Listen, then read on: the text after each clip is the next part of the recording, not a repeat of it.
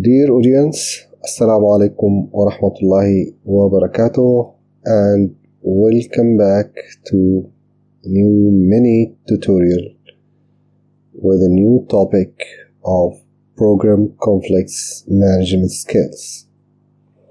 So in this tutorial we'll be diving deep into the set of skills required by the manager or project manager or program manager to be able to manage the conflicts that might arise in the program. So effectively managing any program, and especially managing the conflicts of the program, requires a diverse set of skills to navigate interpersonal dynamics and foster resolution. So it's very important for you as a leader to have some certain set of skills to be able to face the conflicts and reach to a resolution. Here we are going to discuss some of the key skills that you will be requiring as a leader. The first and the most important skill is the communication skills. The program manager or the project manager spends most of his time doing communication. It's believed that 80% of the program or the project manager is consumed doing communications. So what skills do we need when doing communications? First, we have to articulate ideas clearly and actively. Listen to understand others. So we have to think about the ideas, and we have to have a clear thinking about the ideas, and we have to be good listeners and actively listen to others and understand what they want to say or what message they want to convey, whether through written media or through direct communication or even through their body language. We have also to navigate difficult conversations with empathy and diplomacy.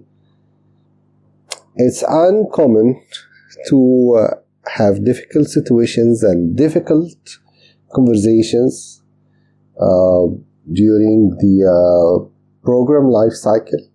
So we have to adapt to such situations, and we have to navigate these difficult conversations with the highest level of empathy and diplomacy, and not to get frustrated very quickly by these difficult conversations. Then we have to foster an open and transparent communication environment. This we have to encourage such type of environment of open and transparent communication. The second skill is the emotional intelligence, and here we have to recognize and understand emotions, both your own and others. Emotions are very important for the human being, so we have to take care about our emotions, okay, and have some sort of control of our emotions, and also have to care about the emotions of others. We have also to use the emotional awareness to navigate conflicts with sensitivity. We have to maintain composure and remain solution-oriented under pressure. So we have to keep calm. Dense conditions are always there, pressure is always there in the work environment, so we have to keep calm or try being calm as much as we can, and think about the solution for the problem. So we have to be solution oriented rather than being just offensive or just trying to have uncontrolled responses to the problems.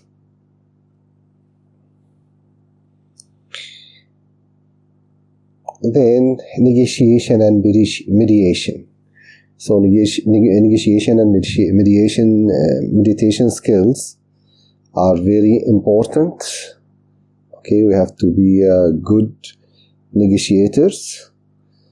We have to develop strong negotiation skills to find mutually beneficial solutions so that we can reach what we call a win-win situation. And we have to act as a mediator to facilitate discussions and resolve conflicts. Then we have to have some sort of balance assertiveness with cooperation to achieve optimal outcomes. So we have to balance these two types of skills, assertiveness and cooperation. Then problem solving. We have to analyze conflicts objectively and identify underlying issues. So we have to be objective when judging conflicts. Okay. And we have to develop creative and practical solutions to address root causes. Actually here, if we are objective, then we have to dive deep into the root causes of the problems. So we can use different techniques for this, like we can use, for example, Ishikawa or fishbone technique. We can use the 5 why techniques, different techniques for root cause solution or finding the root cause of the problems. So if we can find the root causes of the problems, then we'll be able to develop creative and practical solutions to address these root causes of the problems. We've also to encourage a collaborative problem-solving approach within the team. Collaborative problem-solving approach is very important for us and for all of the team members. So encouraging such type of techniques would be helpful for us to even reduce the reoccurrence of the problems. Then leadership and influence. Okay, so we have to be leaders, and we have to have this skill of influencing others. This can be done by lead by example. We have to be good examples as leaders, demonstrating a commitment to conflict resolution. We have to inspire trust and confidence among team members. And we have to use influence to guide the team toward resolution and collaboration. So it's very important for us to be good leaders and to influence the others by the way we lead our team. Decision making is also a very important skill. I'll not go deep into the details of the techniques or strategies used in decision making, but I might discuss this topic in a separate tutorial. But at least for the time being, you have to know that having this skill of decision making is very important, and to do so you have to make it timely and well-informed decisions to address conflicts. We have also to consider the long-term impact and implications of decisions. Like we don't only address the present impact, but the short-term and even the long-term impact of our decisions. Involve relevant stakeholders in decision-making and making processes. This is the stakeholder part of the stakeholder engagement strategy. So it's always something good to engage the stakeholders and make them involved, especially in taking critical or difficult decisions with high impact decisions. Adaptability. So it's very important for leaders to be flexible. So be flexible and adaptable in response to evolving situations. So whatever situations arise, we have to adapt and we have to be flexible. We have to adjust strategies based on the nature and context of the conflict. So different conflicts require us to adapt to different strategies to address the conflict. So we have to be very flexible and adaptable. Embrace change and uncertainty with resilience.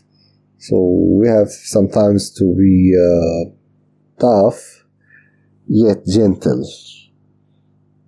So we have to balance both, of course.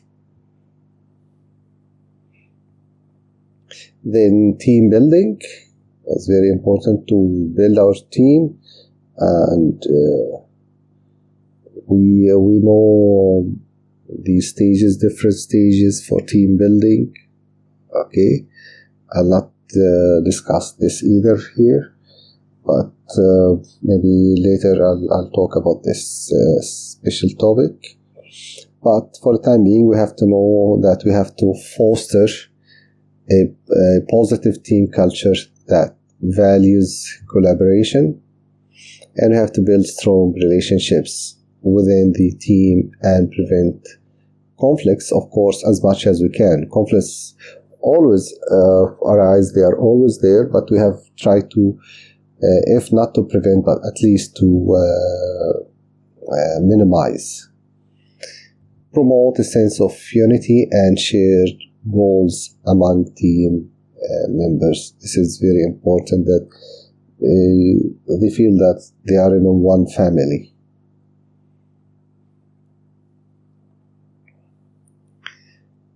Conflict resolution strategies. So we have also to be familiar and familiarize ourselves with various conflict resolution models. Maybe later we'll discuss some of these models or strategies. Then tailor strategies based on the specific nature of the conflict. This is very important, and this is again part of what we've mentioned before about being adaptable and flexible.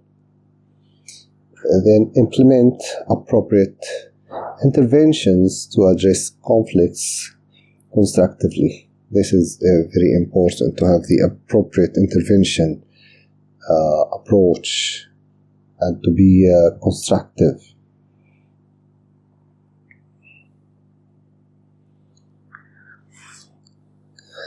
Then we have the scale of cultural competence. And here we have to understand and appreciate diverse perspectives and backgrounds. This is quite common in projects and programs.